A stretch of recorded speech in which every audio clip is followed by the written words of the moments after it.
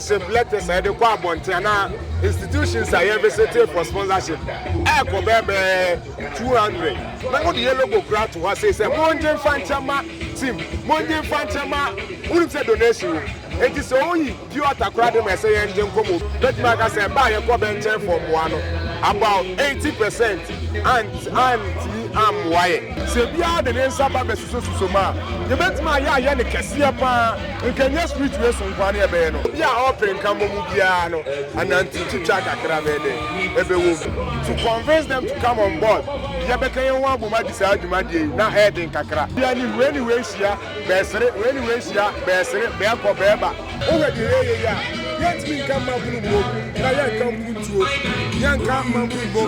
Na ya we say mabunu befa amamra ye ya jana.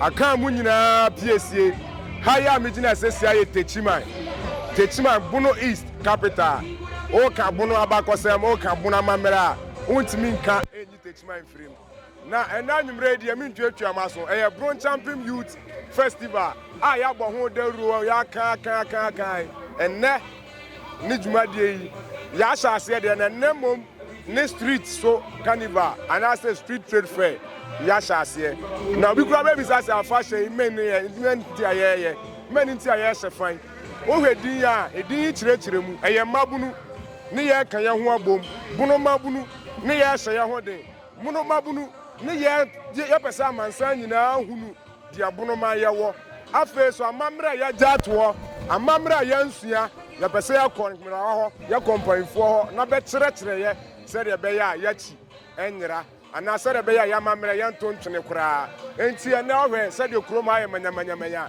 e Bono mabunu nku an ya kan ya ho abom se ye di dwumade na dwumade yi emfaso dia ahodo bebre ni wo so ba me pese me kakakra bi ya hwe afasha kanipa bom afasha di mpumtuo ba e dia ware ba o activities ayeye for program ya mebobo so kakra mi wi masan aka kakra bi e dia kan enti so we afasha ya ye be sha say 13th December na ye dia ba wie on the 21st December which is Saturday to Sunday a full 8 days activity o we day one na clean up exercise enti and am say o Techiman ye fa principal street e o Techiman nyina na ye so afi ye ko second day which is 14th na ye Sunday arrival tour enti ye ko ba bi bebre ye ko ba bi te say Bono man so ye ko tano boase ye ko kintampo water force ye san so ko boyam o ba third day na si juada which is 15th ye official lunch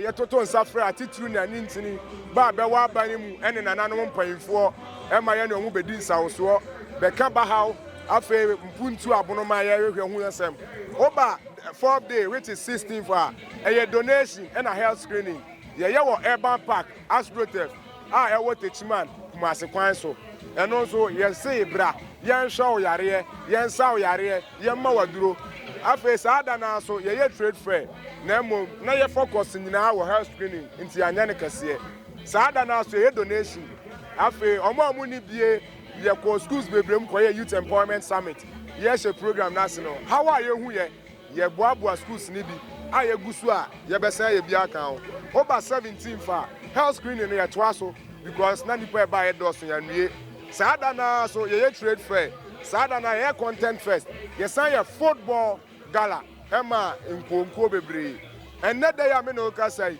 ya wada ye trade fair mega trade fair into ha Bono mabunu padwuma Bono mabunu ye ahode nwuma ya kan be nyina bom ya baka kwan so se dabi ane bebe ko park so ne dabi ane bebe ko Techiman jom enne onye obi asokura ne timi tutuni na de ko Techiman jom nti enne bia mra kwan yi so Jomo High Street na bia medidwa ho owe the sit there e be dodu akwa street art and fest which is street carnival na carnival no ya chiche ma hudo bebre ye be lane masquerade activity ye be apo festival kakra ye be kire se de begunsa ye be yam festival se de be faso di bayre saada na so ye be jama competition a DJ fo akuku dem abe Bono man mu anyina so ye se be mra bia me kire ne bobre ye wia ye nwie ye se agie ni amade ache ye agie ni amade asa na ye de akwa akosi eye edam memene da Memory dane de wo watch it you bench me hwe se obeba bi because ada ya toto nsafra nnwomtofo bebre obrafo oba family eba kwasi amawuga eba atis kwasi a obi ahwehwe no ni krom ye mbese ebebo anodini eye free yanyi obi akapre ye wo astrotef saada na nso nananom hema mo benu anuane mmema mranti abe obunu mama beti be hu di se be hu odene yesi be mepeja na de na hwe de ne hu odene pa no so be koso enti hwe afashe ya yese ya nyema bebre ni wom bebo dawro be ye bibia free ona ye wie de ye ya ye de nananom nano nyame otwedi ampodi ne saase enti ye wi ase ekoda saafo ni nyina se ye wi ana de afashe ni nyina ba na wie ye enye afiwe nkwane ye ye ya de ye ya ye ni biem na ya ama ye nananka nso amu nyina beto aso na de ye bi ni sesesi amigina ha mi kirekire mu de ye kirekire mu nyina okwo social media ba bi a obenya bi se ohwe mekobu na wa woni mekobu no bia is solely omo emphasize solely on tradition, solely on culture, solely on the chiefs.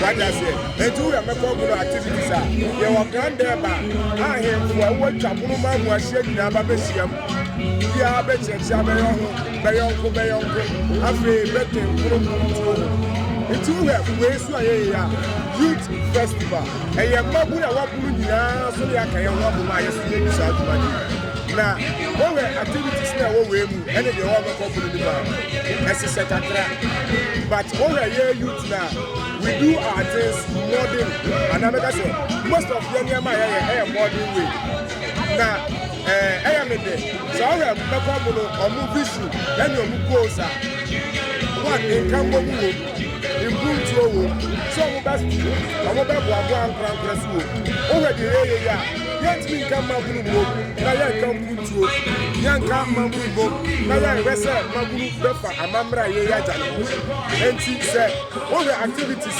no say me mekobu no de esa ne ko eso ano no say o ka say me sia mekobu ana mekobu no esia ya enya boni your food ya body bed the piano say mekobu na ye bi na efe na say brocha tribute na we na ye bi so na be kwa o say ni na ka go there say ya pe bunu putu dia o say say ade abunu ni aye be eti ye bi de ano and ya say kaka betima ka so okay enti say sia no motive ankasa eye dana sa dwumadie ba otim say wo ba be dwumadie bi say e ba ne say susu ye ni say that's the best year what this say alright dwumadie ya ye bia na ye techiman go kabi anga fiwe ya ye anya 5 years you know o we mekobu nya fienu enti dwumadie ya nyiri che mekobu no kaka membo o we techima ya ye wo ya o we kuno man ya ye wo ya ye chichire ma ye be na 60 regions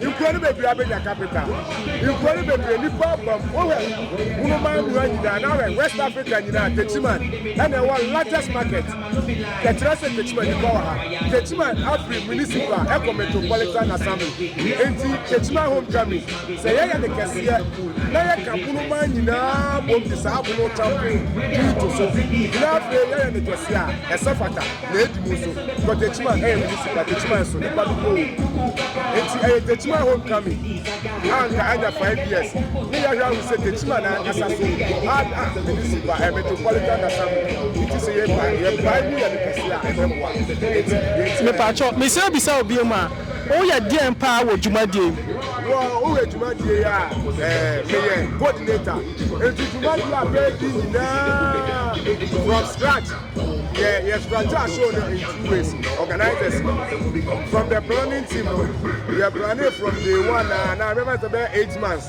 and they are planning activities we now into from the planning stage na make event planners na me director but you be do say program na do we are say yanko no me wo logistics and I'm here coordinator and I face me sign marketing and so it to my dear meeting no it's over here ya teacher me wo department be me wo department na me wo bear me some It's BBF for Jumadie, coordinator there.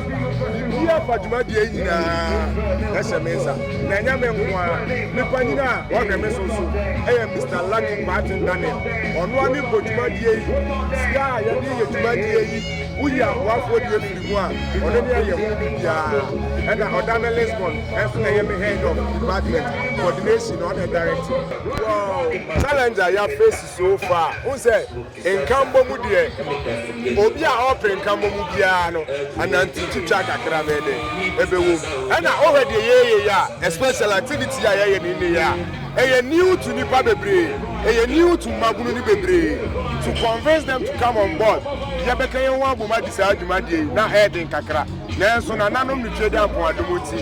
I am successful. Who is street here? Nipa Bear 5,000 and it was street here. I mean, Okasaiso. Which means I am successful. And after challenges make a granny say, Jumadi na Yedi. Young to get stakeholders, to get corporate institutions, to get different brands to support you financially with product run. Na adding by Namiado, yes, Jumadi Nasana Emba, but yes, I see a do nothing feeling. Oh, a man for Franny Efre. It is a challenge. I want to say, young Kaya Humbo, Jumadi Yedi, Afidia, and Maya in France, Obian Pin on the calendar. So when we say, every December, Jumadi be saved because Banka Saban friend. Okay, now maybe Cecia and Casano. What are some of the benefits? In case Obidi who be share Jumadi, what are some of the benefits? I have benefits any background. Wow, over Jumadi, Bono impunto, Bono Mabu Punto near Bono Mabu Padma. Over Techima, Makua, who will be brain, no one has said. You probably knew a program, Obia Dija, Bito, idea, be a steel benders, Nadia, Jumadi, and fast walk a sepa up, I want to say. And then Kwame Okasa, Obio Boboya, me department, Yentia Boboya for Caprano, almost by 1,000 Ghana in the year. Yemin Tonsuma, executive Scrano, Yaton Suo 500 cities for me department in Kwao. Obia Deniama Baha, Obia Nimusere, Yedida, into one way or the other, or move promoted brand. 2, and come on my airpano, airpostle. And a Jumadia Yedi, and Yabuno Fouan. But we are who free chicken bench any behind the assem. We are Babuna, and we need Jumadi. We will be any way here, Bessere, Beako Beba. Ninama Jumadi and Ife. It's in Puntu Titiru, and after Numa, yes, Bema, Mansan, you know who the air. Oh, we are man for Bapem Pamontalia, a Gua Betobia, a Tressa, Bunoma Wadio, say, Jumadi be saying, now you teach up content and videos. Oh, we come on and never Betobia. Bifra mano ni beba be for bia koso me na djuma mano enti empuntu de etum pompa na empire. Wow, we sponsorship sesi me no kasai sponsorship letters I dey kwa abonte na institutions are every for sponsorship e ko bebe 200 one thing we want to ask and say ya ka sponsorship and your sponsorship one say obetam ska twitiri die dia ma bi ade bi oto atale na ye di Jumadi na se wo di watale bi ma ye na wo di yellow go grant to her say monje fanchama team monje fanchama unu say donation it is only pure atakra dem say engine come obi our sponsor it is sponsorship comes in so many ways not only monetary issues it ade bia me say ameti ai metima sponsor Jumadi ya wudi wait even a post am post you me start it is sponsorship there ye di bebre ko ye gusu bodawro ye gusu chere enya da bia na ye beko Jumadi ana Jumanku akese of sponsorship ankura obi ota wo kwanche nkura betima aboye we di so ba ko enti ye gusu ye chere ye su ya de ye chere de na afi ye tu ya nkasa ye ho. Okay, do you face any challenges during the sponsorship? Mokope sponsorship, do you face any challenges? Wow, you face challenges bebre enshira ka ekese pa enkoma ankura omuhu wani swadi hunu abanka sabedi be peso bae betima ka se bae ko benche for mo no about 80% and am waye sikasemu but Jumadi ni shase no omu Jumadi omudi ho mo kakra de but ma yi kakra e di abrai enti And challenges maybe so they say from the organizing team also you delay kakra but be eko bia end of year or my or bia wie buy baby bia wie enti yan so kakra e be kan say ye be send radio na Asante ye be pre sponsorship lintem na abakese ye tima bi ma na ye kese ti bia kakra metima aka no but at least munya one or two sponsors be on mobile sponsors they say ameno ka say the Rayman losing the Rayman beaters Damela Keba Baby, the Lux Empire. What we have brand that we have yes sponsor. Yeah, we have yes sponsor. Login GH, Globe TV, but we have sponsorship for free. Oh, okay. But and then and what's the happen? Okay. It's your video. It says CI. Says CI. Me no kasa. Opeso boya. Obetuma kwa search BonoKyempem.com. Obe we say obiema yewo akwanya ana yewo. You start your platform and say, Ubetimi, I discuss a craft for the aboard money. And yet, you bottom within a year, you person on mine, especially education sector and have a youth empowerment. Yes, our section never say, Yabuasi Ameno Kasai. It's a Krabi of the Babia, or Betty Faho, Eddie Aboard Madia, who had Madia, Minim Bunukura and Corso, tourist attractions, tourist sites. But yeah, I want to know my Yako. Obviously, page Yabina. It's more. I am to Chasania money in our family 20 times. I am promoting Bono. Okay, but who said when you are doing a sopan? Now, once a Obia Yadia and yet one young Quaraqua, at least. So the other corner no dear Ebehia. Into me, besides, at the end of this program with the sponsorship now, Abba on board. No, Mubetimatimoka. Organizing team no Mubetimatimoka manai. Wow, Jumadia Mr. Lucky Martin Daniel, the game changer, youth god, youth president. Jumadia Yashas on one the now Yenya sponsorship or terms Kachiri, the Maya say Fandi Jumadi. Aha, or no financier. Aside Jumadia back here, or Jumani poor baby, I had this. And to say them big and young fast won't tear, ye Jumadi. You will scar your deep Jumadi Hobra. No more sound ground cranny probably, yes, a prayer away. We back who can be my. Sebia the name Saba Besuma. You bet my Yana Cassiapa, and can you street race on Pania Beno? Kaba from Main Street, Nanka, you or what man Jum, or mine anyone can be Koso. And it's a year per sponsorship. Sebia the Nadian Kakranka Crabby Boma. You bet my Buma Yana Cassiapa, and it's a year press amount for Memoir. It's your honor. Tibabia Metina, the Kata, Mr. Lucky, Metinoso, I'm sorry, need to meet your man. Why you do bet me? Home from, when I'm from, Sika from, the Apple Fireman said, I'm money in the check, I'm money down, don't you just a map for. Okay, the last question. Now, my job, my house open to more friendly. My last question with this program, do you have anything in mind of creating an employment opportunity for the youth, Nana? Not the employee, I shall say that the yes, activities now so crown a young friendship dating. Now a youth empowerment summit. Youth empowerment summit. Now you are the youth no kwaya. Omuan kasa kurase obi amama so masene wodwuma de bia beji wa. Banka sa bebetimi abobe ho bra. Enti wo we sign empowerment summit na. Yes, I put you bia ni wa change kakra to ho. Enti Mr. Lucky Kroya make an assembly.